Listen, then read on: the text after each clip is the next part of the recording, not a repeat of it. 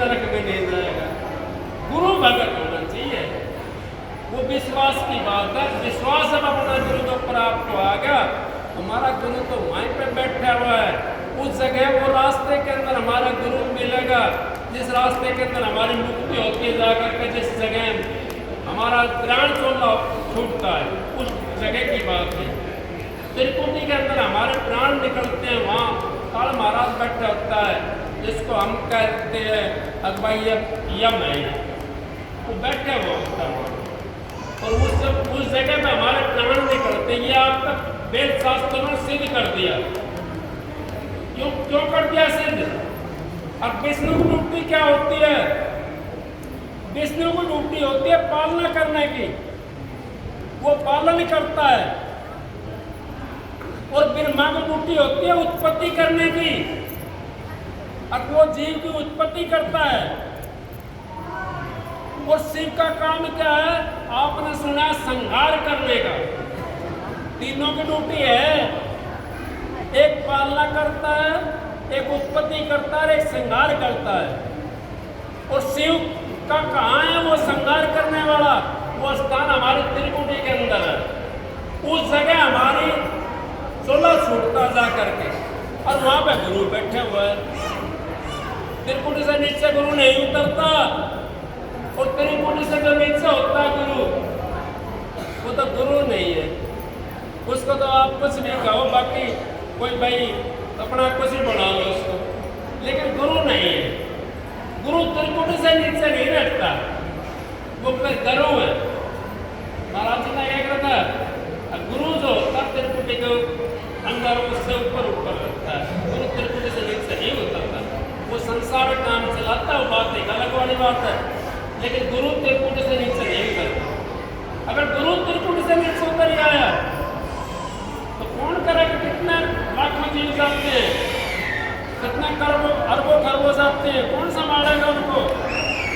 इस करके जहाँ मुक्ति का, जहाँ वो हमारा समय होता है, समय जब प्राण निकलने की जगह होती है, उस जगह के ऊपर गुरु क्या रखता है वहाँ पर अपने जीव को लेने के लिए।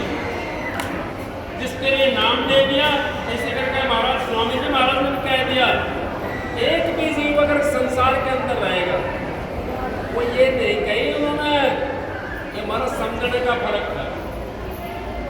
उन्होंने ये कही थी जिसने नाम ले लिया, एक भी जीव अगर संसार के अंदर रहेगा तो मेरी नाव किनारा के लगी रहेगी,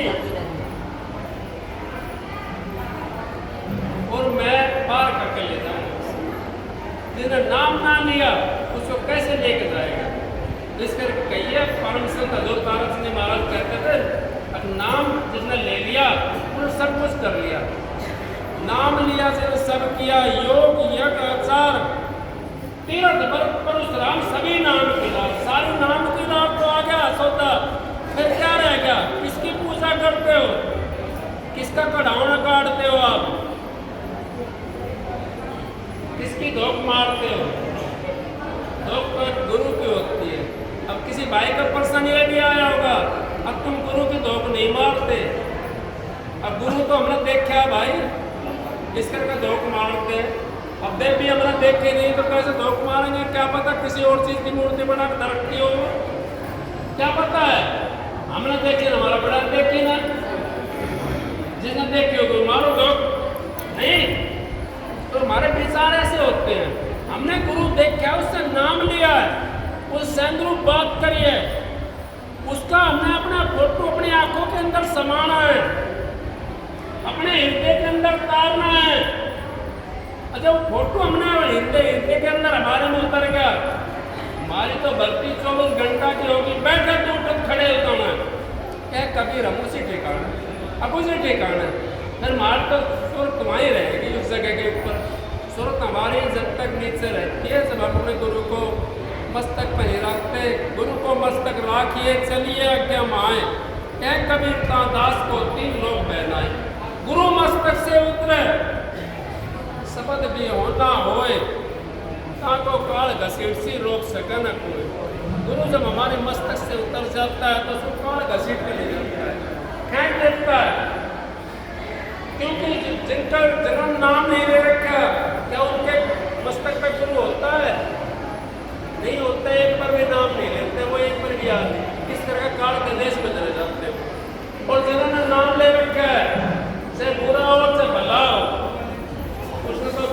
लाज है, उस मालिक में अपने शिष्य की लाज होती है। शिष्य कभी नरक में नहीं जाने, बुरा भला। हाँ हाँ, गुरु के अगर लासन लगाता है नाम लेने के बाद में, गुरु द्रोही वो फिर बचता नहीं है। खंड खंड को मार सी रोक सके ना कोई।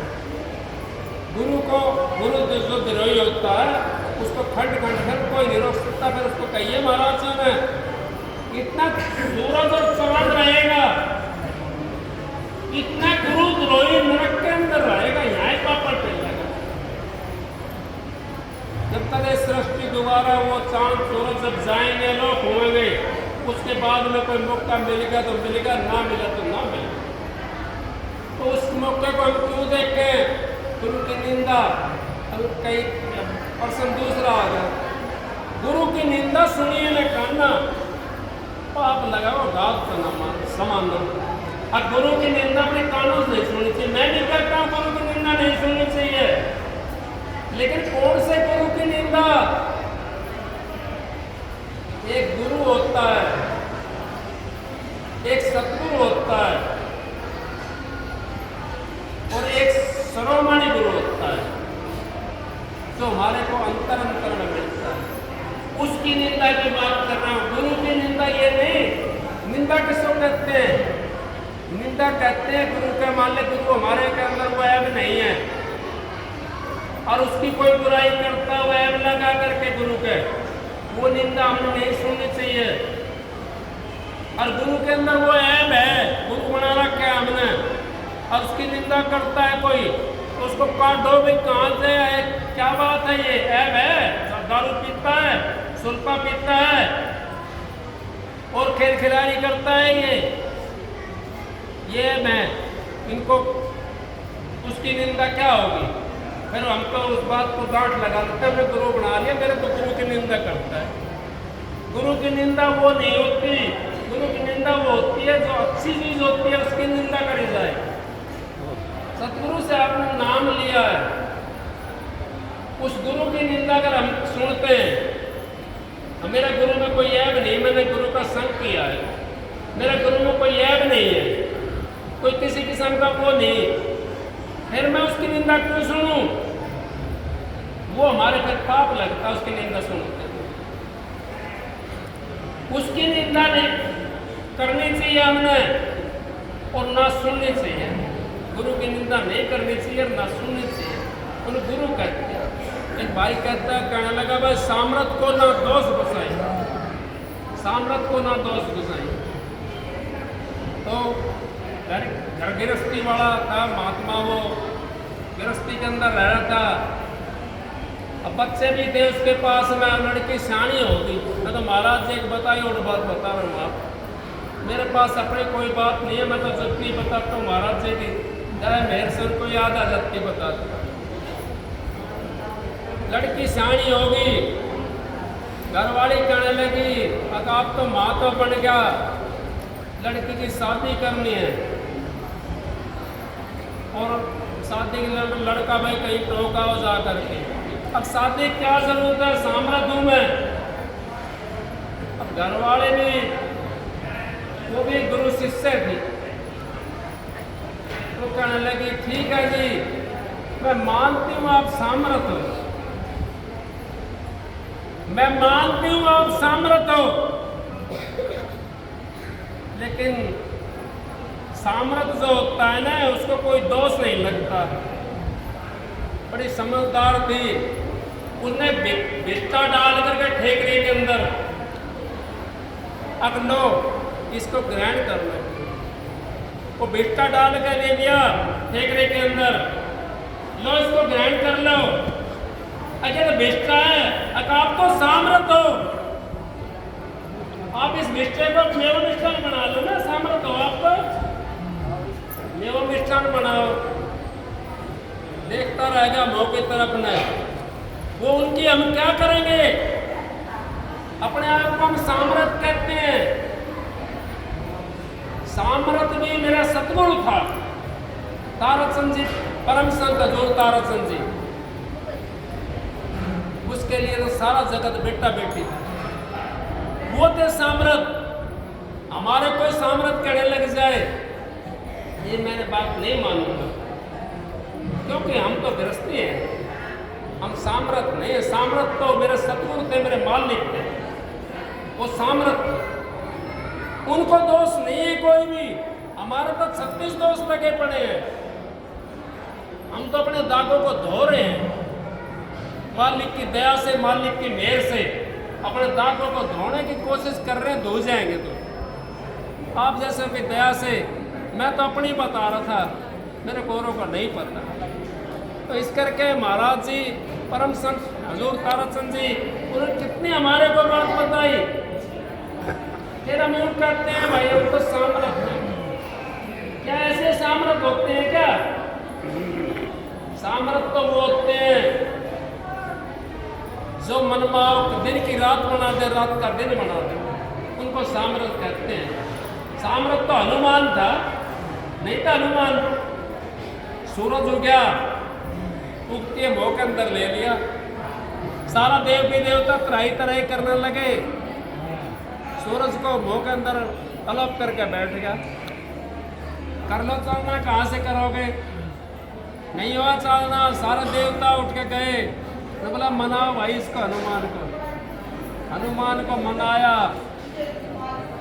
हनुमान को मनाया, मना करके हनुमान को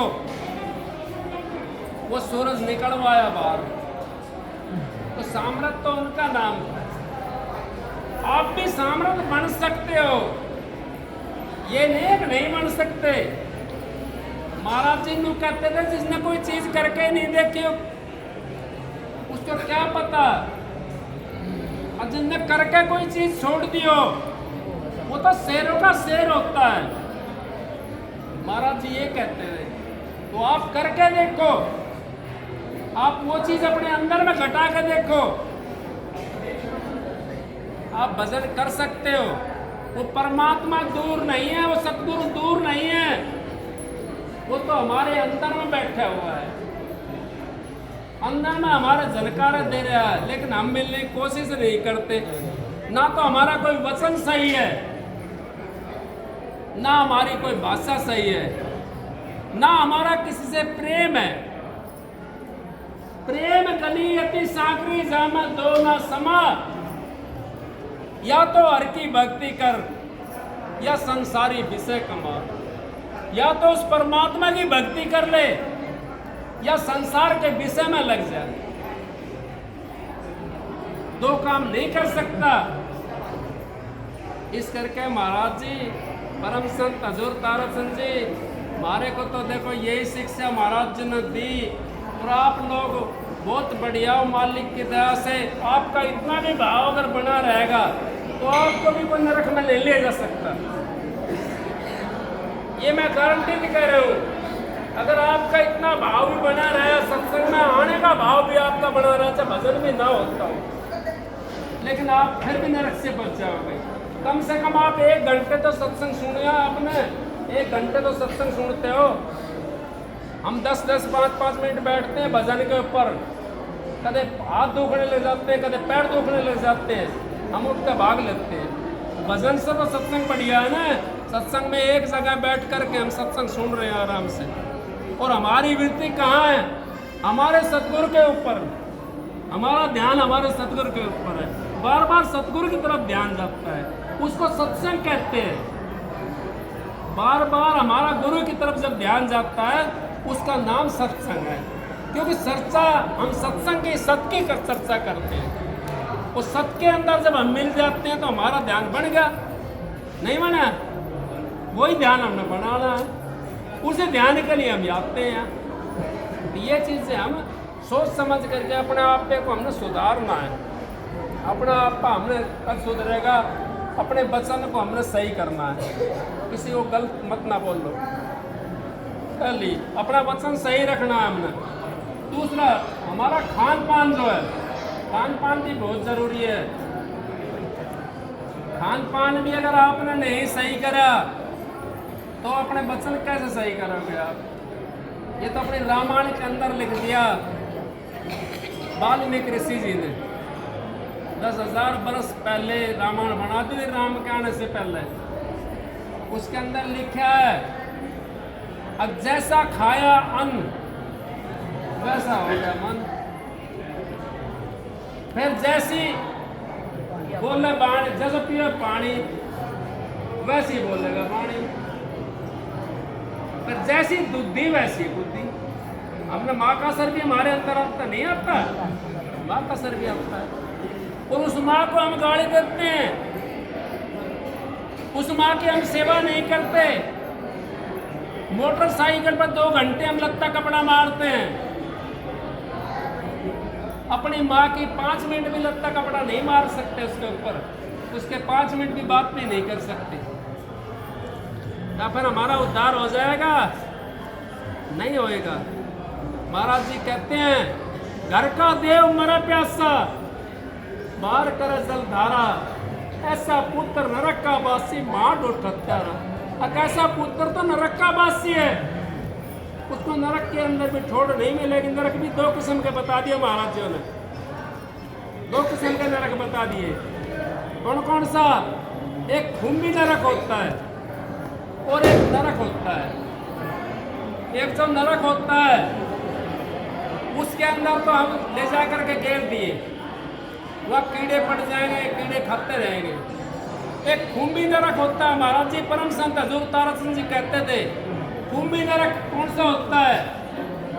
कढ़ाव के अंदर तेल होता है, जैसे जलेबी वाला जलेबी तारता है कढ़ाव के, उसके अंदर कढ़ाई के अंदर वो चिमटा लेकर के जलेबी को कदे इधर से ऐसे करेगा और कदे इधर से ऐसे करेगा उसके अंदर, उसको खुम्बी नरक बोलते हैं। इसी तरीके से हमारे यम के दूत जो खड़े होते हैं, वो हमारा जो हमारे जो खोटे कर्म होते हैं ना, उसको खुम्बी नरक में घेरा जाता है।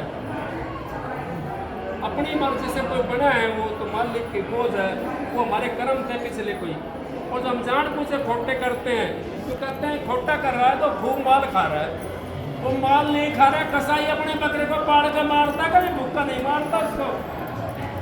कसाई अपने बकरे को जो मारेगा तो फाड़ कर मारता, भूखा नहीं मारता। हम राजी हो जाते हैं फाड़ खा करके, पराया मार खा कर, नहीं वो देना है मैंने। उसमें क्या करेंगे यम के दूत, बड़ा बड़ा चिमटा होता है, पकड़ करके कदे इधर से डबोएंगे कढ़ाई के अंदर, कदे इधर से डबोएंगे, उसको खुम्बी नरक बोलते हैं। उस खुम्बी नरक में जाना है, नरक में जाना है, अगर आपने उस धाम में जाना है, राजस्वामी धाम में जाना है, वो आपकी मर्जी का ऊपर है। आप जैसा करोगे वैसा ही आपको मिल जाएगा।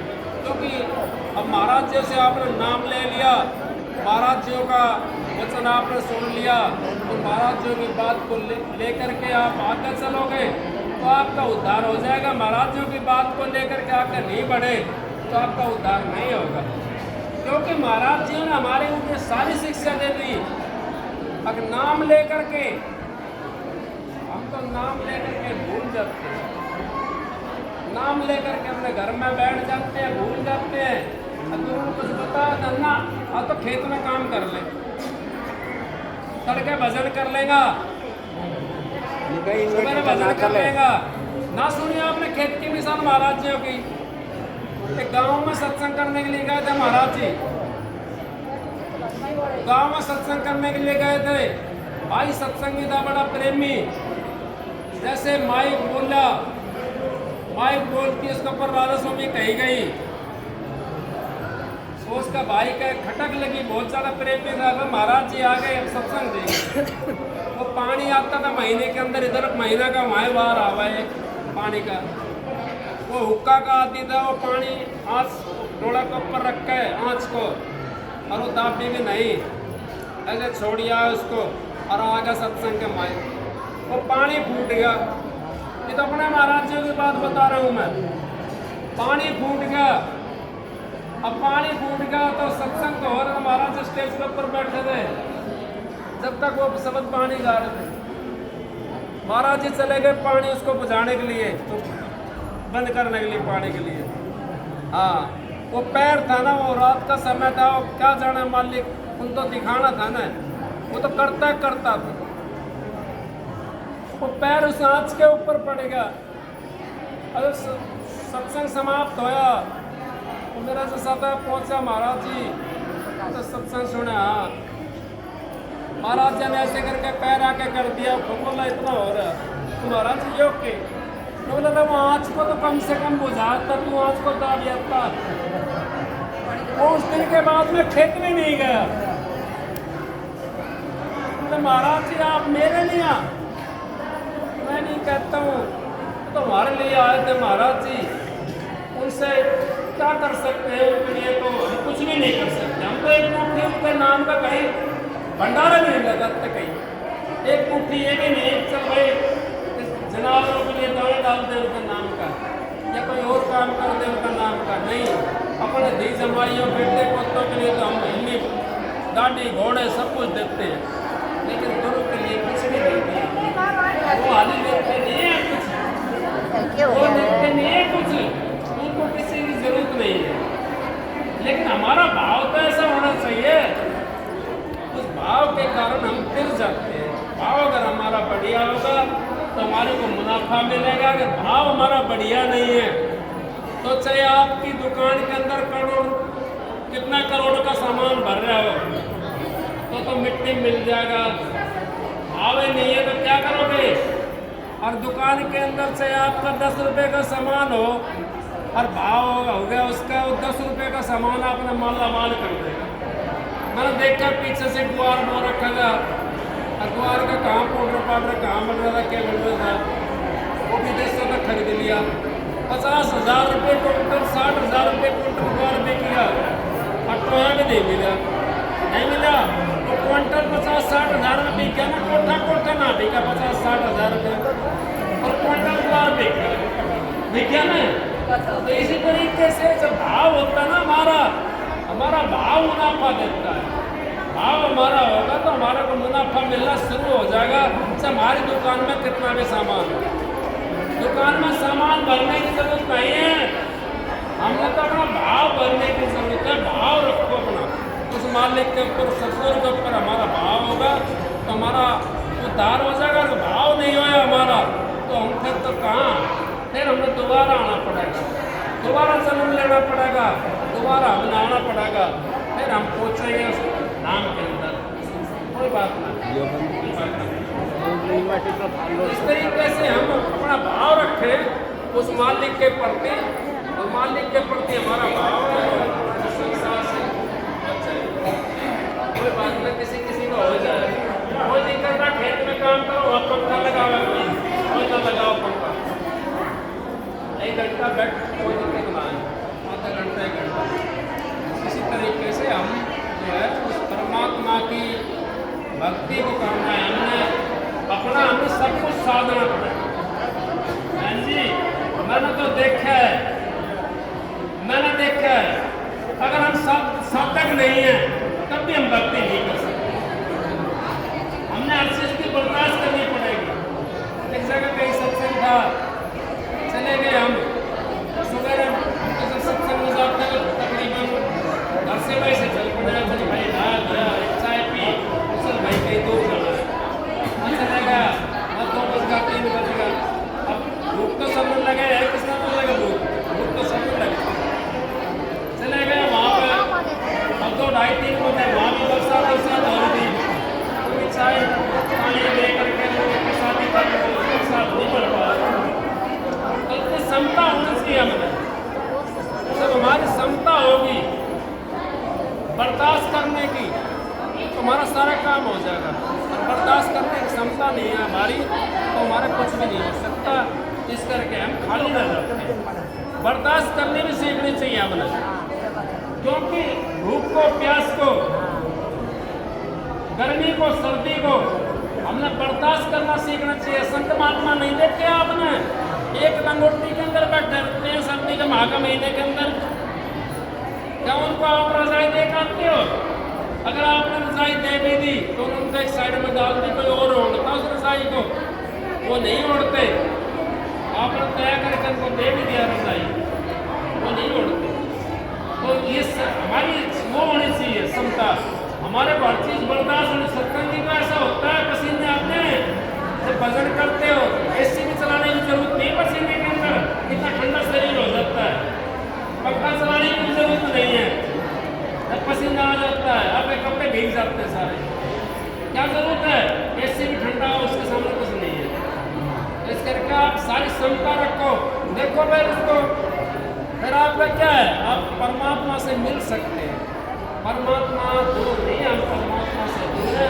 परमात्मा को हमने प्राप्त करना है तो हमने अपना चरित्र को तो बदलना पड़ेगा जरूर, क्योंकि इस माल को कितना खवाल दे, को कितना अच्छा अच्छा पहरावे उसको, फिर भी क्या होगा? कदे यहाँ से दुख रहे, कदे यहाँ से दुख रहे, कदे यहाँ से दुख रहे, कदे माथा दुख रहे, फिर भी डॉक्टर के साथ क्यों जाते हैं? डॉक्टर के आपने तो खूब अच्छा खवाया है उसको, खूब अच्छा पहराया है उसको, अच्छा एसी कूलर के पंखे के अंदर सोवाया है उसको, फिर क्यों डॉक्टर के जाते? फिर क्या जरूरत रहेगी? आप वैसे करके देखो, डॉक्टर के जाने की जरूरत नहीं रहेगी। खाना कम खाओगे, कम सोओगे तो बीमारी कम होगी, चेतना रहेगी आपके अंदर। इस करके परमात्मा महाराज जी भी करते हैं, महाराज जी ने तो सारी चीज का वर्णन कर दिया, संसार में आकर के उनको खाली से छोड़े नहीं, बिना भजन के। भाई शब्द गाड़ दे, बिना भजन तेरी मुक्ति को न, और मर जाए योगी हम दूसरा। अब बिना भजन के मुक्ति को न, भजन को वो मैं पहले बता चुका आपको। अब भजन तो हमने किसे करना? सतगुरु को करना भजन। सतगुरु हमारे याद है तो हमारा भजन बनाया है, क्योंकि आपने तो आप तो सत्संगियों सारे माता सेन किसका भजन करा था? किसे करा था भजन? नहीं, ख्याल था उसका, किसका ख्याल था? उसने वो मालिक का नाम तो मिला नहीं था, लेकिन पतिव्रता स्त्री ने अपने पति का ख्याल था। अपने पति के भजन के कारण, अपने पति के भजन के कारण ब्रह्मा विष्णु महेश 6 महीने बना दिए। किसका भजन करा उसने? पति का। अब पति कौन सा भजन करा? अब पति को, अपने पति को सर्वश्रेष्ठ रखा, माना, और अपने पति के सिवा दूसरी जगह कहीं नजर नहीं रखी। इस करके ब्रह्मा विष्णु महेश की 6 महीने बना दिया। तो आप नहीं कर सकते? आप नहीं कर सकते। अब माता बहनों, आपके अंदर तो वो शक्ति है जो ब्रह्मा विष्णु महेश के अंदर भी नहीं है। ब्रह्मा विष्णु महेश ने कोई बनाया है 6 महीने का? बताओ आप, कोई नहीं बनाया। और माता ने तो बना दिया 6 महीने का, शक्ति तो आपकी बड़ी होगी ना। अब ब्रह्मा विष्णु महेश की बड़ी हुई, शक्ति आपकी बड़ी है। इस करके आप लोग जो है उस मालिक को मान्य करो, सतगुरु को, राधा स्वामी। अब आपको एक सबक